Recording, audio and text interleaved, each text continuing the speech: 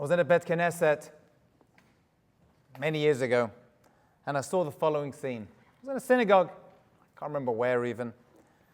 A young boy came in, 10, 11, 12 years old, whatever it was, and the kid looked good. I mean, he had the hair going on, he had the cool jacket, he had the pants, the shirt was open and wide, and he smelled good. And he's walking through, finding his seat. As he's walking through, one guy says, "Wow, that's a nice suit." He's like, "Yeah." And then another guy says, "Those are cool shoes." Yeah. Another guy says, "Chazaka Baruch, you came to the minyan, beautiful." And as he's passing, I'm seeing everyone's giving him, I'm getting a little jealous. No one said that to me. Those are the days when I could gel my hair. Suddenly he finds his seat, and there's a man sitting there. And he says, "You're late. You don't give shalom." He starts berating him. And then I realized the man is his father. Had to be.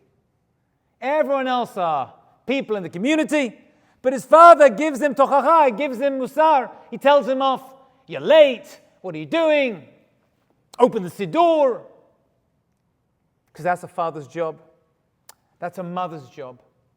Friends, we are in the month of Av. Av is father. This month comes and it tells us to be better people. The other months we look good, we smell good, everything's fantastic. But Av comes. Av is the Rosh, it's the father of the month, and we need to get a smack. And we need to feel something. And while all the other months and all the other people tell us we look and smell great, sometimes a little bit of introspection. Allow HaKadosh Baruch Hu to use this month. It's not even the whole month. This month, says Kabbalah, is divided into two. Some months are given to Yaakov and his descendants, some to Esav. This month is split down the middle. Half the month is given to Esav. That's the challenge we're in right now. And half the month from Tisha B'Av. It gets better. Unless you're dating, Tisha B'Av, and then things get difficult there as well. But that's another discussion, not for now. Av is our father. Hashem loves us, but if a father loves someone, he wants him to be better. He wants him to do good. You know, the Klosenberger Rebbe, those who've read stories about this incredible individual who went through sufferings that we can't even fathom. He lost his wife and 11 children in the Shoah and the Holocaust. Can you even imagine that? And afterwards, I met Holocaust survivors who said they would go to him and he would give them chizuk in the camps on Yom Kippur. He had to give chizuk after he lost his entire family. And someone had the chutzpah and said, "How do you find the wherewithal? How do you find the chizuk, although you're going through all that suffering, to give chizuk, strengthening to other people?" Can you imagine that? We are in a bad mood, we don't want to talk to anybody. And he lost his entire family. But vatachat in one go. And he says, a pasuk always came to me. A pasuk, ki hu amar vayhi. He says, and it happens. Hu tziva, he commands, v'yamod. And it stands. And people think that Hashem says it happens, he commands, and his word stands. He goes, that's not the way I read the pasuk. The pasuk says you go through difficulties. He says the terrible things are going to happen, and they do happen. And he warns us, and he sends us Nevi'im. He sends us prophets. And he sends us Hitlers to destroy our lives. The Amod, we have the ability to stand up. That's up to us. The Amod is in our camp. We have the ability to go through the most difficult challenges and make a decision. Think about this. Just think about it. And make a decision every day. V'yamod, I'm not going to let those people break me. I'm not going to let those circumstances, those events, those Hamas, Hezbollah with their propaganda, and they're good. The Nazis were good too. Very good. V'yamod, we need to get up, he said. And if he can do it, we can do it. There's no doubt about it. You know, we cry during these days.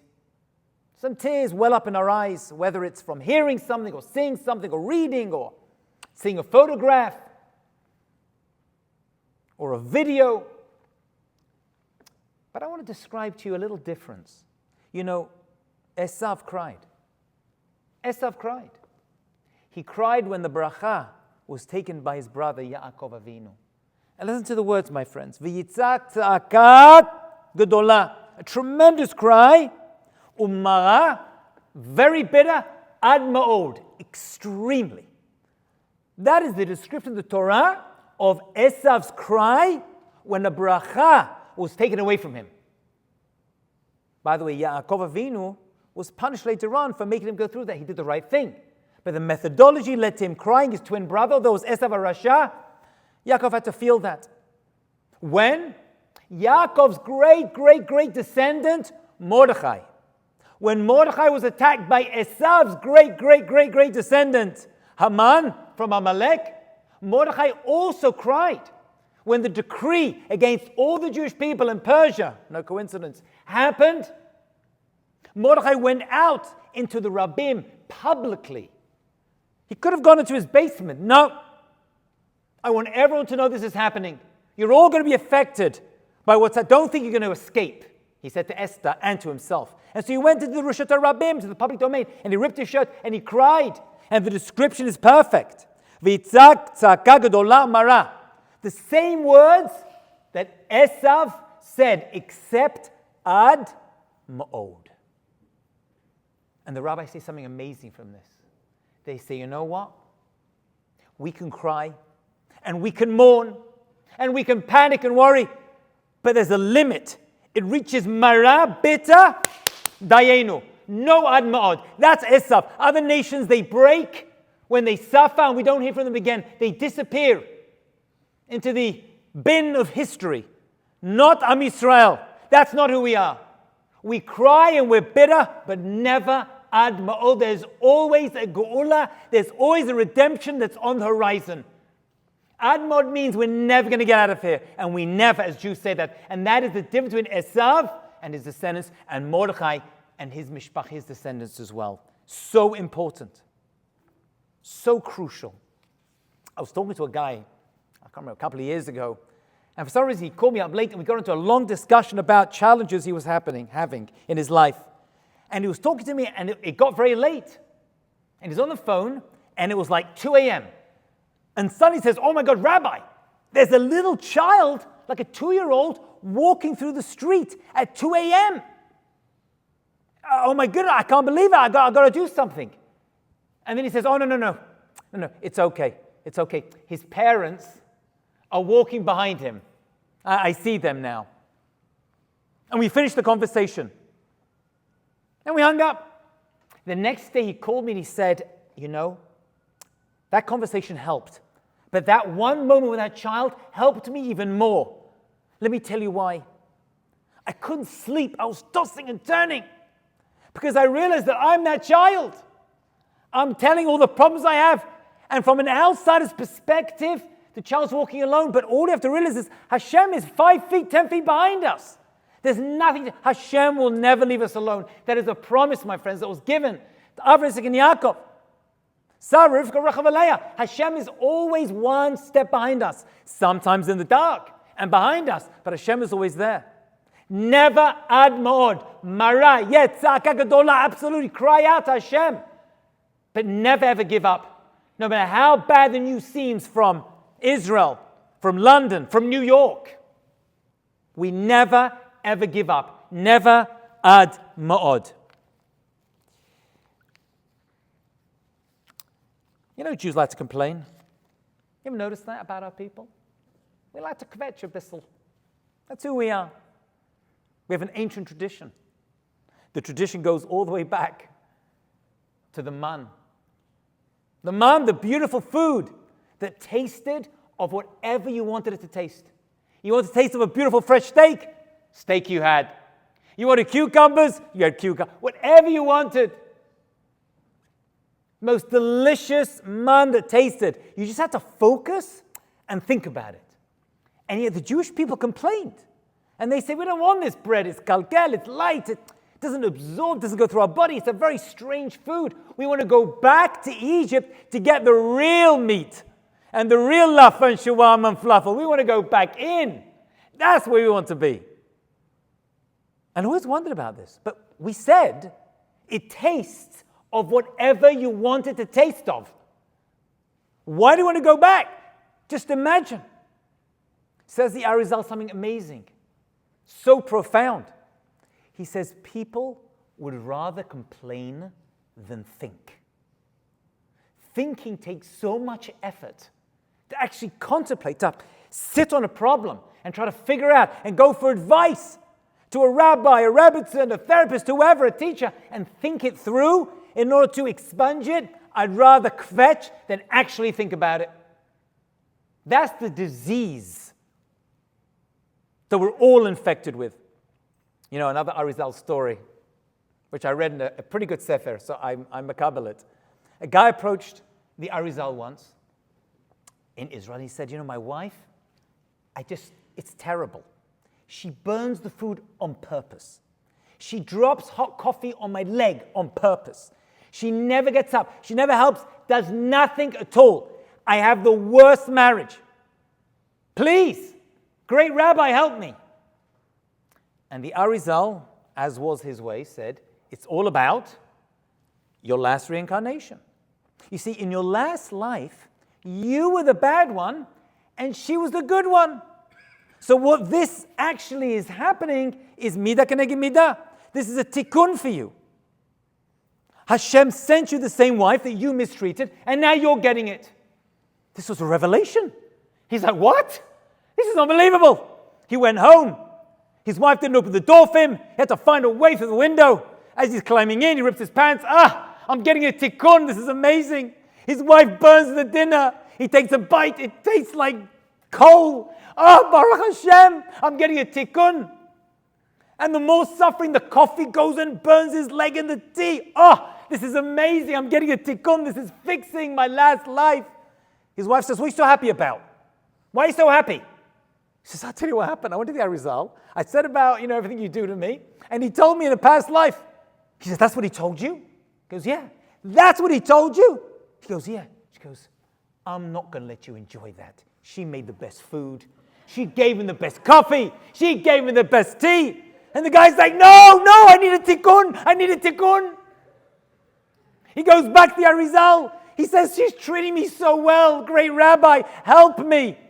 He says, she's treating you well? Tikkun is over. You've done it. And they lived many, many happy years together. The Gemara says that a person who is makabel surin, just kiblei surin, you makabel them, says the Gemara, tikkun is over. That's it. You don't need them anymore. If you accept the challenges and difficulties that come to you, my dear friends, then you don't need any more patch. Hashem says, fine. The lesson is learned. It's all over. You have to be makabel, though. Really makabel. And that's not easy, There's a fantastic piece of Torah based upon the Pesach Seder. In the Pesach Seder, we have this thing about the bread of affliction. And we say, ha-lachma anya. This is the bread of affliction. It's the early part of the Pesach Seder in the Haggadah. So there's an interesting machloket and difference about the exact girsa, the exact way to say it. Is it ha-lachma anya or ka-lachma anya?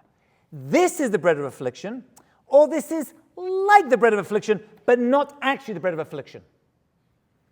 So Ovadia Yosef writes that this machloket of halachma anya or kahalachma anya can be understood with the following parable mashal. And it goes like this. There was a man who was very poor. And he worked very, very, very hard to make a living. And eventually, he became extremely wealthy. After schlepping his car through the streets for years, covered in dirt, with embarrassment, but he became a very wealthy person. Once a year, he would gather his family together for a big, lavish su'udah meal, And he would wear the tattered clothing that he used to wear when he would schlep his little wheelbarrow before he opened up all the stores. And he would stand there wearing this clothing as a zecher, as a remembrance to what he used to go through, says Avad Yosef. After many years of this celebration, eating and drinking, once a year, him wearing the dirty clothes, his business went south. And he lost all of his money, kimat overnight. It all went away. But it was the night that the entire family was coming for the celebration. So they turn up, and he's wearing all the rags, and they walk in, and there's like, where's all the food? Where's the party? And he's like, this time it's real. All the money's gone, kids. We're back to zero once again. Said Avad Yosef, there are times in life where it's halach ma'anya and times when it's kalach ma'anya. Sometimes it's like we're pretending. We're doing okay, but we're just pretending. But sometimes it's halach ma'anya. This is the bread of affliction. We really are broke. We really are shavur. We've gone through so much. We're not faking it anymore. My friends, what we're experiencing now in Eretz Yisrael throughout the world, this is not kalach mania. This, says Avad Yosef, is halach mania. We're feeling the real affliction that's with us. But not always. We get a reprieve. Hashem gave us a gift, and we need to. And this is the message you leave with today, my dear friends. And I'm talking to all of you, but I'm talking to myself and people online. I want us to hear this. How do you know if the Chazan in the Bet Knesset is being paid enough money? I have a way to figure it out. This is my own personal thought. Go to any good Sephardic Kehillah synagogue. Go on Shabbat. On Shabbat, during the Musaf Chazara, we have the holiest part, so the holiest day, Shabbat.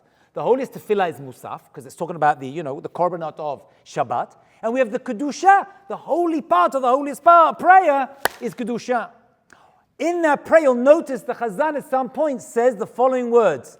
Ayeh makom kodo. Ayeh. Where is the place of Hashem's greatness? Now, if the Chazan is paid well, you get a long ayeh. If he's paid very well, if you pay, you get long ayeh. Ayeh. I'm not a Chazan. Ayeh. Right? And he goes on and on and on. Why is he elongating the ayeh? Aleph, Yud, Hey. There's a reason. There's a minhag of Kabbalah that you receive a neshama yetera, an extra soul Friday night when you makabel Shabbat. But actually, during the tefillah of Musaf, the holy part of Kedusha, you get another part of your soul that you're going to use for lunch. That's what it's for. That's what Rashi says. You get to eat and enjoy your food even more. So Friday night, you take the neshama yetera, you get to enjoy the more physical foods and make them kadosh. And during the Musaf, before the Kiddush, you get to open things up with the ayeh. But what a strange thing to ask. Why are the angels, actually the angels are asking this, Ayeh, where is Hashem's kavod? The angels don't answer. It's left as a question.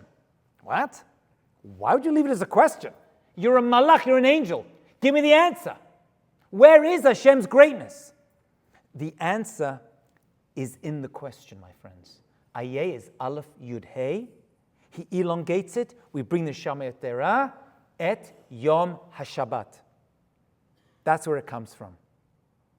Shabbat is the reprieve. So you can mourn all week, and you can cry, and you can feel broken, shavur, never ad ma'od. That's Esav. But mara, tza'aka gedola, yes, but not on Shabbat. Shabbat won't allow this to enter. So Hashem does the favor, he says, yes, I know things are difficult, but don't let it impact your Shabbat. Enjoy it. Have oneg Shabbat. Because if you don't, chas v'chalila, oneg turns to nega. And tragedies that happen to us on Shabbat or on Chagim are a problem. it must mean that we're not taking full advantage of these chagim and these Shabbatot. These are special gifts. It's not my words, the Gemara says, Matana tov natati lachem. I gave you a beautiful gift. Shabbat is that gift. Please, we don't want to let it go away. All of us are doing something amazing right now.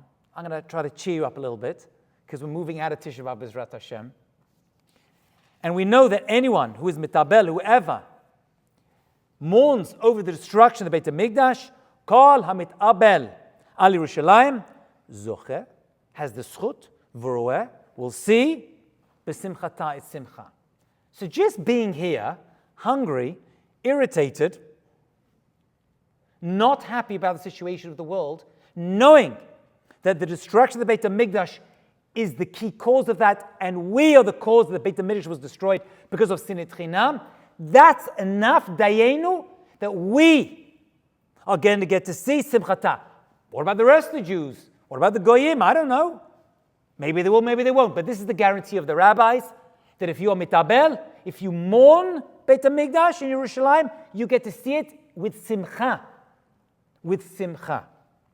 This is very important. Now, what a strange language. It doesn't say yireh, yizkeh. It says you're going to see it. It's in the present tense. You know, there's a lot of people mourning for a lot of things out there. People mourn over lost family members. People mourn over pets, sometimes more than family members. But there's a lot of mourning out there. But we know how it works. 1 year goes, 2 years goes after the death of a loved one, lo aleinu. And then after a short amount of time, the pain isn't so sharp.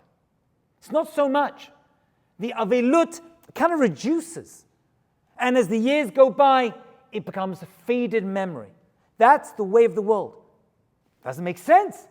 I just said we are still being mitabel, we're still doing avelut over the Beit HaMikdash, over the destruction of Yerushalayim. 2,000 years later. You know what that means? Yerushalayim is not dead. Because if it was dead, we wouldn't be mourning it. It's alive. And it's been alive for 2,000 years. And that's why the wound is still fresh. You think the other nations, you think the Polish people, oh, I remember back in Poland in the 1800s, they don't care, they come to America, finish. I think the Italians, I remember the potato famine in 1897. I'm still crying over it. One day I'll go back to Ireland. No. But for us, it's always there in front of our face. That's the avelut. And that's why it's in the present tense, because it's happening now. It's alive now. It's not from the past. It's an organic reality that's still with us, my friends. So important.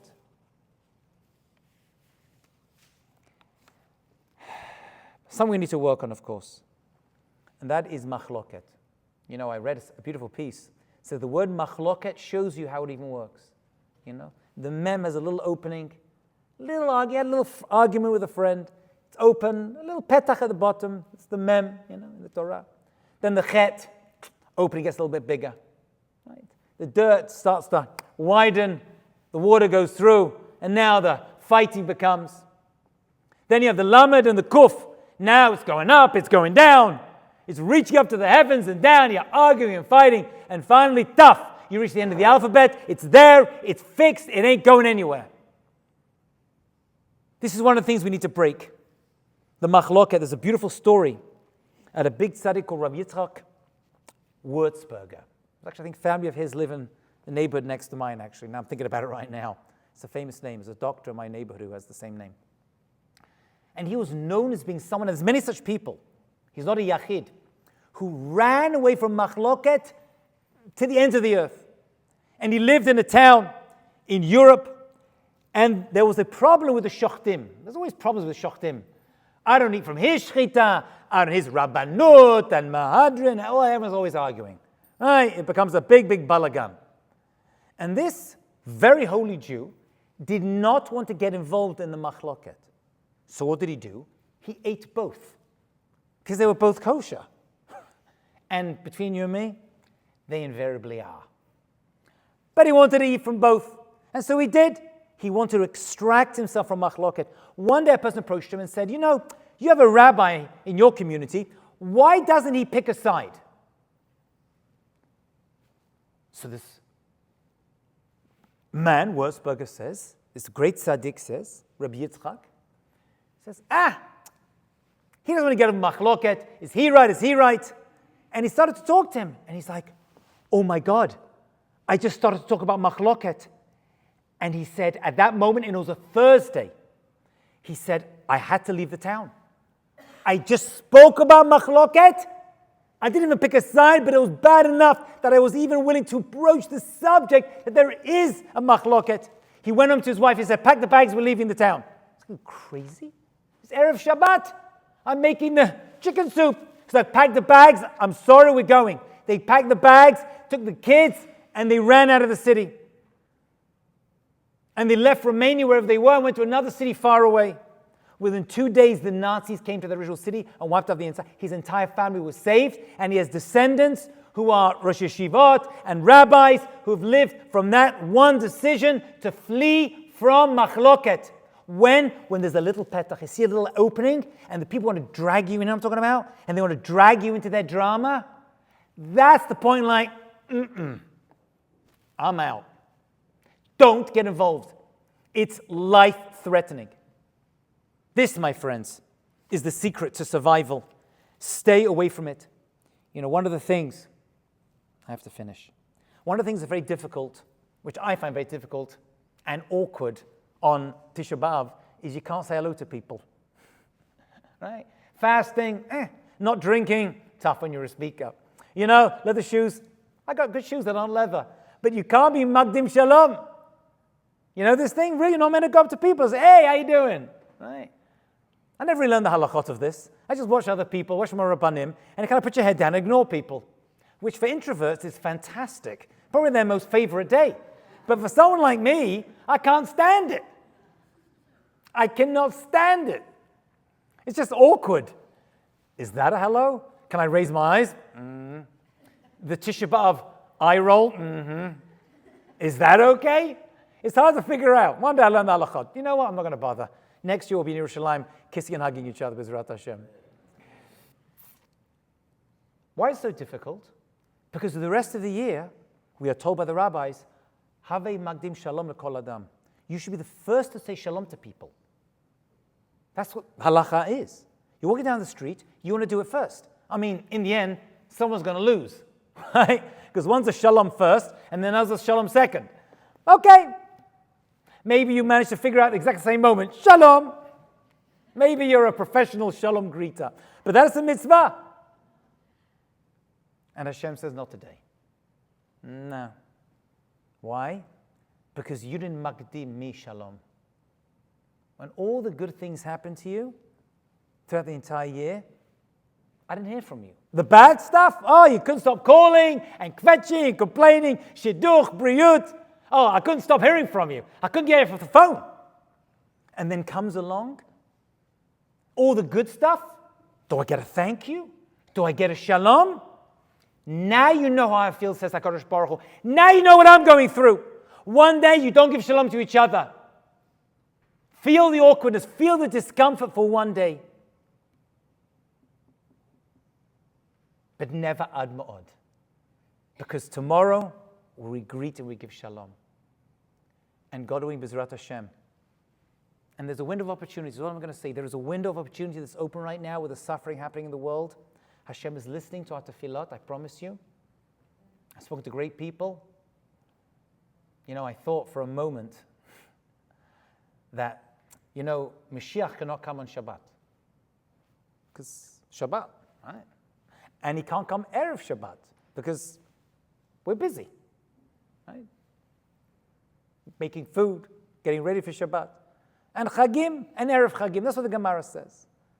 So I said this, I was speaking in my Bet Knesset, in my synagogue on Shabbat, and someone said, well, maybe he's going to come in Eretz Yisrael, Motzei Shabbat, which is Tisha B'Av. Can he come on Tisha B'Av? I don't see why not. According to the Midrash, there's two Midrashim that says Mashiach is born on Tisha B'Av. Some say literally, some say through the difficulty in mourning he's going to be born. It's not a literal thing. And they'll be there, and then we will get a WhatsApp, right, sent to us. So they have Mashiach over there, we're in Chos La'aretz, and then when Shabbat goes out, Tisha B'Av begins, we'll go to the phone. Oh, he's here, he came 6 hours ago, but I couldn't see. So we are actually Makabal Mashiach on Shabbat. It didn't happen. But it can. And it will. And B'ezrat Hashem, this entire day, which right now is called a Moed, which means a meeting place, that's what the Moed means, will be a meeting place for us in Yerushalayim. And according to the rabbis in the Gemara, this entire beautiful Bet Knesset is going to somehow transfer and fly all the way to Eretz Yisrael. And we are to sit here and walk out, not to the streets of Manhattan, but overlooking Yerushalayim. How good would that be? Just download that into your brains for just a second, that amazing, delicious thought. That's where we're going, my friends. It's going to happen. It's a guarantee. It's promised to all of our Nevi'im and all our Avot and all our Imot that it's going to happen. And B'ezrat Hashem, we are to celebrate this day as a real Moed with food and leather shoes and shalom and singing in Yerushalayim with a beautiful new third and final Beit HaMikdash, and be able to celebrate in this synagogue over there by Yemahem, Bezman Hazeh.